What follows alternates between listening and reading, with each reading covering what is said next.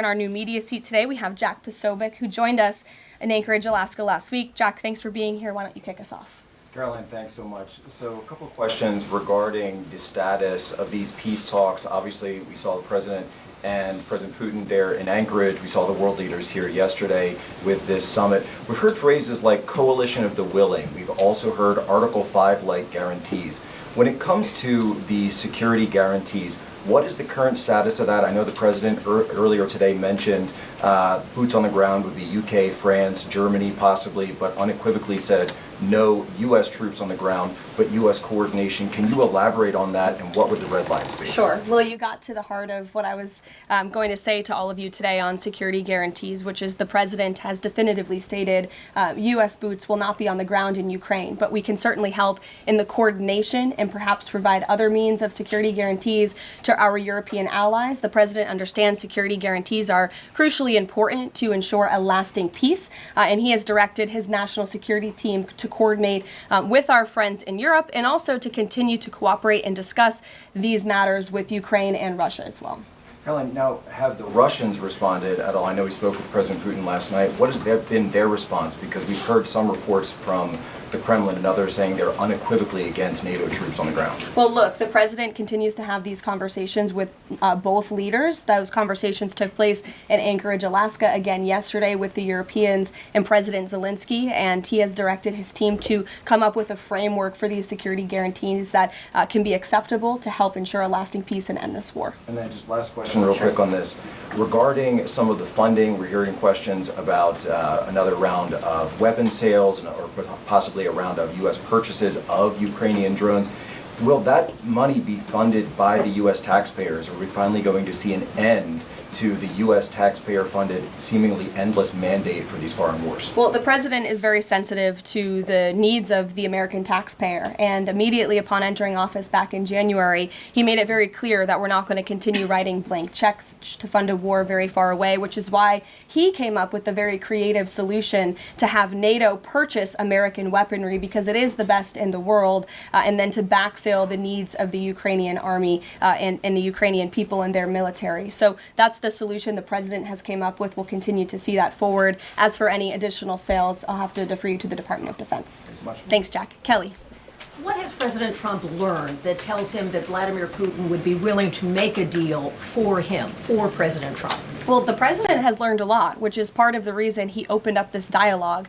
The previous administration, who oversaw the beginning of this war, refused to talk. And President Trump has always said, in order to learn, in order to move the ball forward with diplomacy and towards peace, you have to have open dialogue. And so that's why the President has had several conversations by phone and, of course, an in-person meeting last Friday with President Putin. He also has talked to President Zelenski dozens of times, had him here at the White House yesterday, and he's understanding what both sides want, what both sides are going to have to give up. And he has always said, in order to get a good deal, both sides are going to have to walk away a little bit unhappy. So he continues to learn a lot throughout these conversations, which is why we've seen progress from both sides. And I would also just add, when it comes to learning and moving the ball forward, look at how both Russia and Ukraine have actually talked directly for the first time in many years, thanks to the efforts of this president and this administration. Specifically for President Trump, though, what do you think Putin's motivation is to try to do something for President Trump, as opposed to just resolving the conflict? I think, as I just spoke to in my opening remarks, Kelly, Russia and all countries around this world actually respect the United States again. And the president is using the might of American strength to demand that respect from our allies, our friends, our adversaries all around the world. And we've seen that not just lead to progress with Russia and Ukraine, but also we've seen it in the closing of 7 global conflicts around the world as well. We've seen it with the release of hostages in Gaza. You've seen it with the end of the conflict between India and Pakistan, which could have resulted in a nuclear war if we had not had a president who believed in the strength and the leverage that comes with the job of being the President of the United States of America. Rachel. Thanks, Karoline. heading into Alaska, a lot of the focus in the talk was on this trilateral meeting between these three leaders.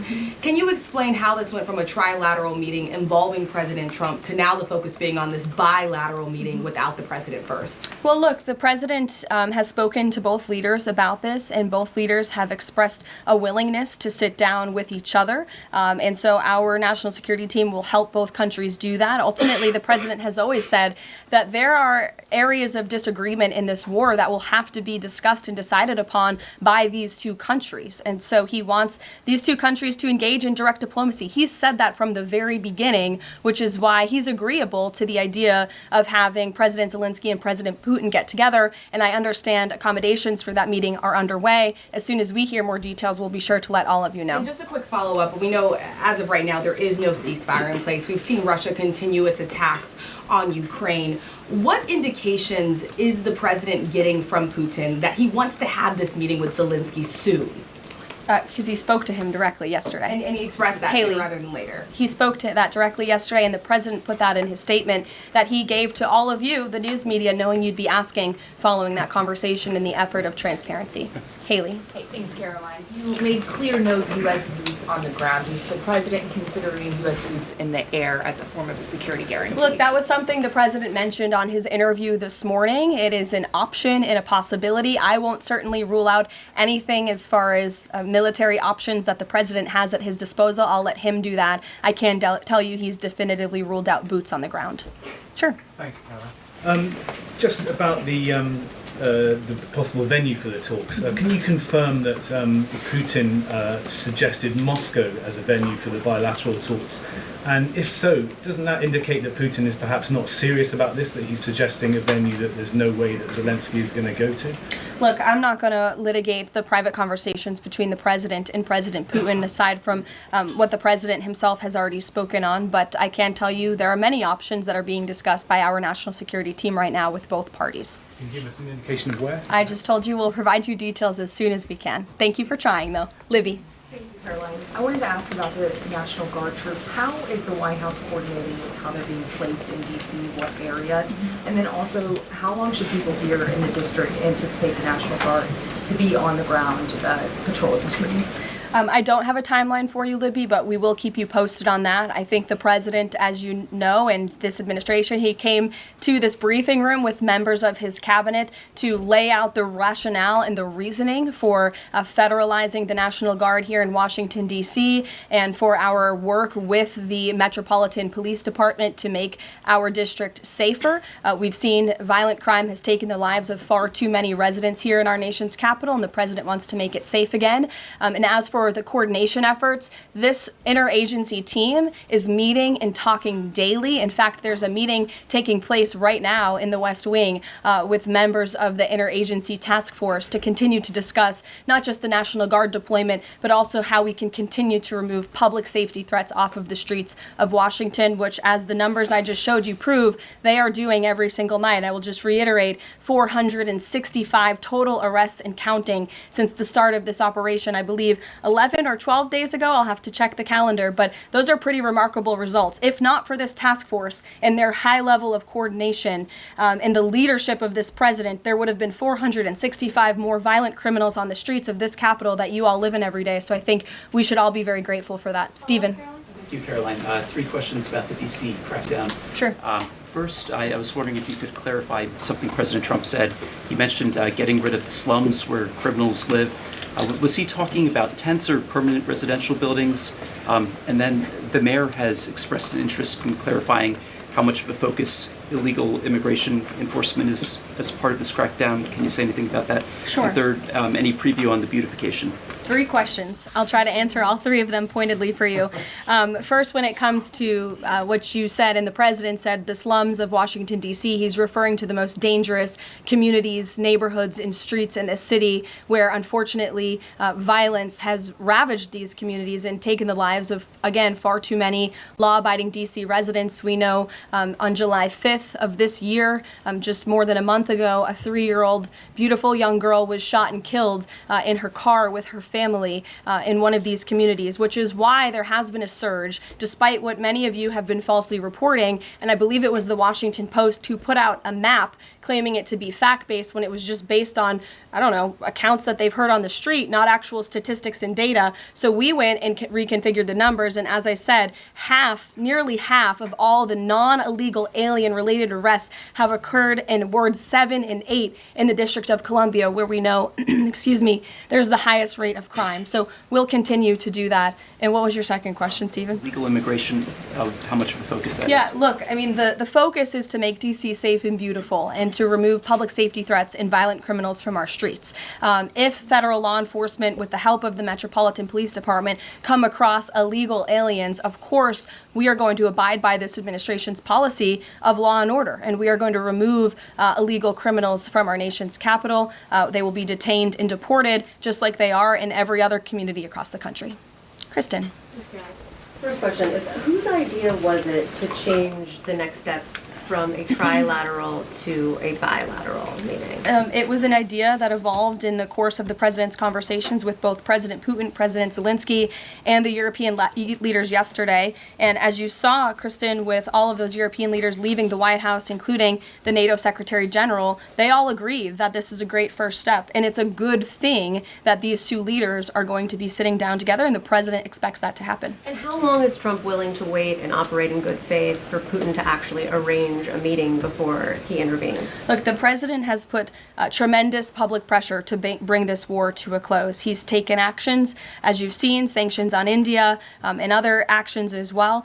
He's made himself very clear that he wants to see this war end, and he has scoffed at the ideas of others that have been raised that we should wait another month before any meeting takes place. The president wants to move, and he wants to bring this war to an end as quickly as possible. Just a clarification on something you said earlier about Putin agreeing to the meeting. The Kremlin seemed to indicate that Putin did not firmly agree to a bilateral. Did he agree to have a sit down with just Zelensky on the phone? I can assure you that the United States government and the Trump administration is working with both Russia and Ukraine to make that bilateral happen as we speak. Sean. Hey, if the point is to get everybody on the same page, why wouldn't Trump just take the call from Putin while the other leaders were in the room? He said it would be disrespectful to do that. But why is it disrespectful? With all due respect, only a reporter from the New York Times would ask a question like that, Sean. The president met with all of these European leaders at the White House 48 hours after sitting down with President Putin on American soil. In fact, there was so much progress in the readout that was given to these European leaders immediately following his meeting with President Putin that every single one of them got on a plane 48 hours later and flew to the United States of America. And if I could just read for all of you some of the statements from those European leaders yesterday, you had President Zelenski himself saying it was a very good conversation. It was really good. We spoke about very sensitive points. The Secretary General, Mark Rutte, it was the president, only because of the president, that this deadlock was broken, but with President Putin by starting a dialogue. So these leaders, who this war is in their backyard, are very grateful that the president took that call and that he was there to provide them with a readout of Russia's thinking on this, something that was not done by the previous administration at all. Catherine. Thank you.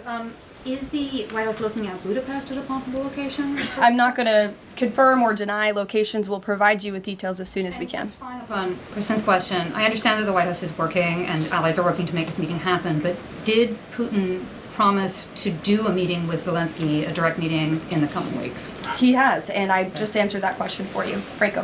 Thanks. I just want to clarify.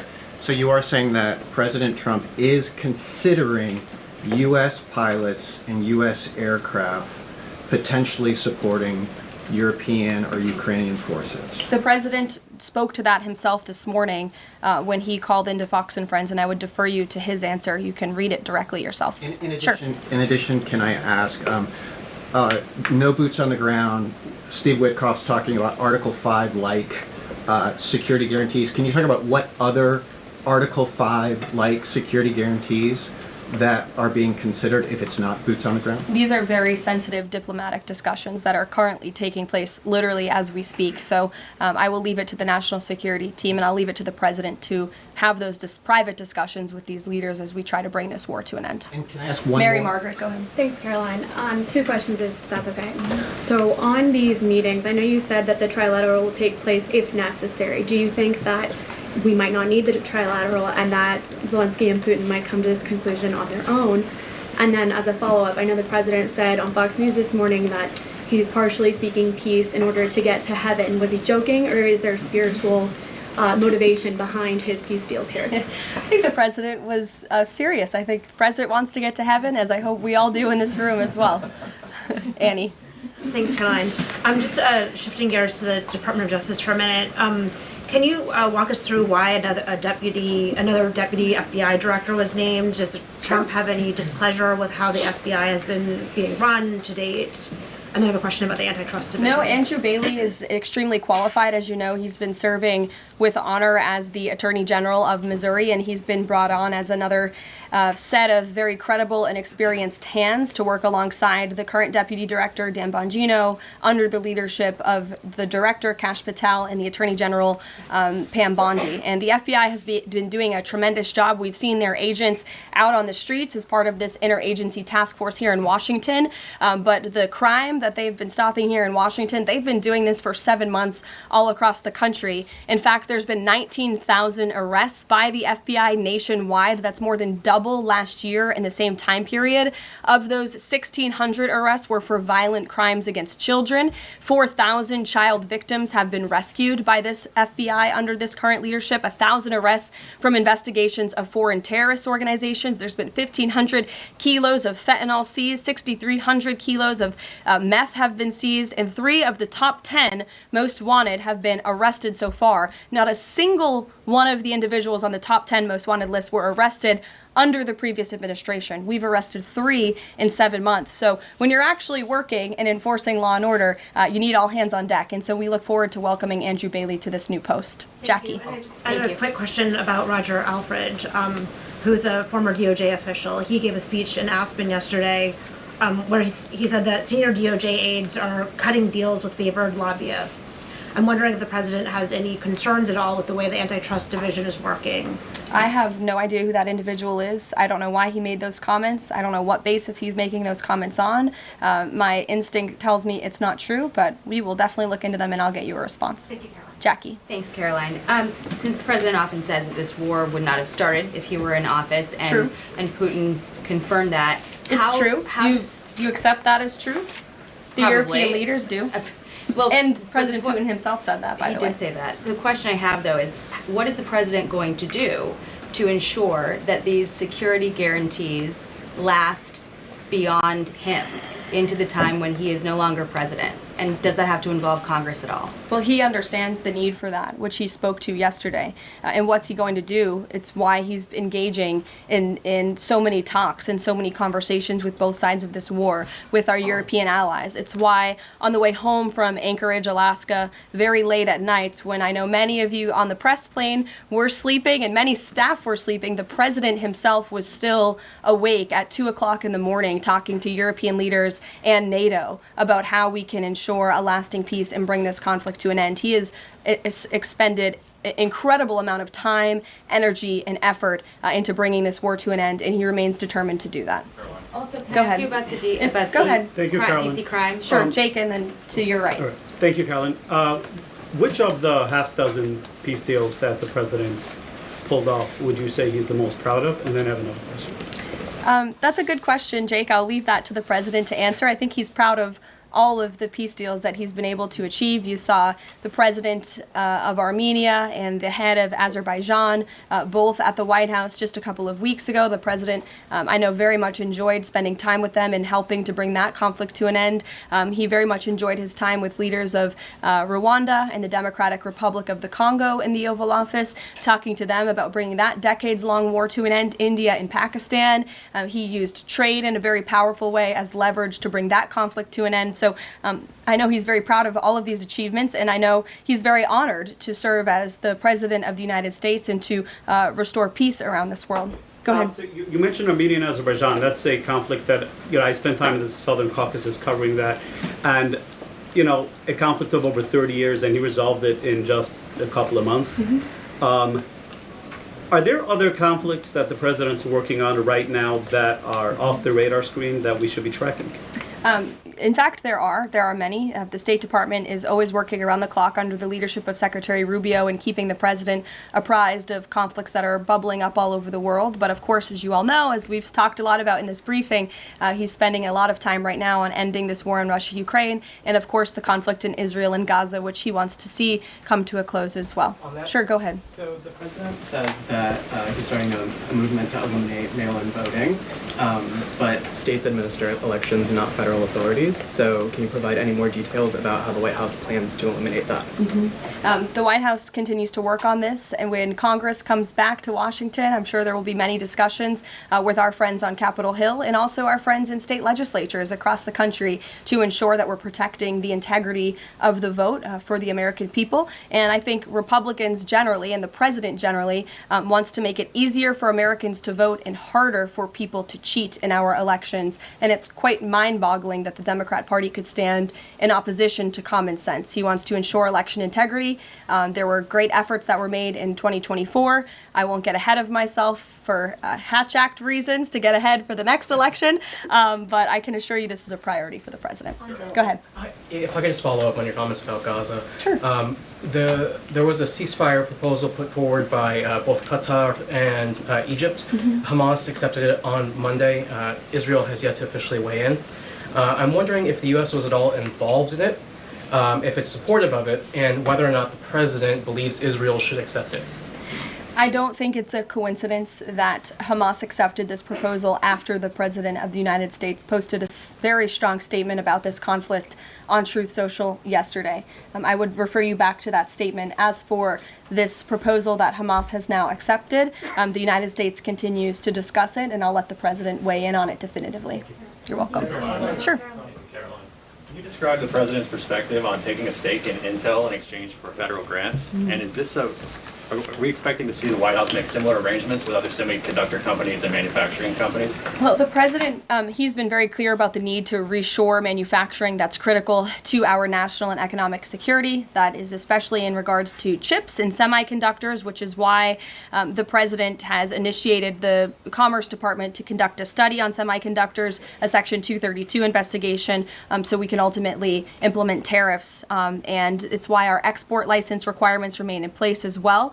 As for this 10% government stake deal, the Department of Commerce continues to work on it. I know Secretary Lutnick is working on it and ironing out the details, but the president wants to put America's needs first, both from a national security and economic perspective. And it's a creative idea that has never been done before to ensure that we're both reshoring these critical supply chains while also gaining something of it for the American taxpayer. You're welcome. Emily. Thanks, Caroline. I wanted to ask about the 3 U.S. warships that are being sent to Venezuela, and there's 4,000 Marines on board. Are you looking at possibility of boots on the ground there? What I will say with respect to Venezuela, President Trump has been very clear and consistent. He's prepared to use every element of American power to stop drugs from flooding into our country and to bring those responsible to justice. The Maduro regime is not the legitimate government of Venezuela. It is a narco-terror cartel. In Maduro, it is the view of this administration, is not a legitimate president. He is a fugitive head of this cartel who has been indicted in the United States for trafficking drugs into the country. And with that, I will leave you all, and we will see you later, if not tomorrow. And I look forward to taking more of your questions. Thank you. Thanks, Caroline. Thank you.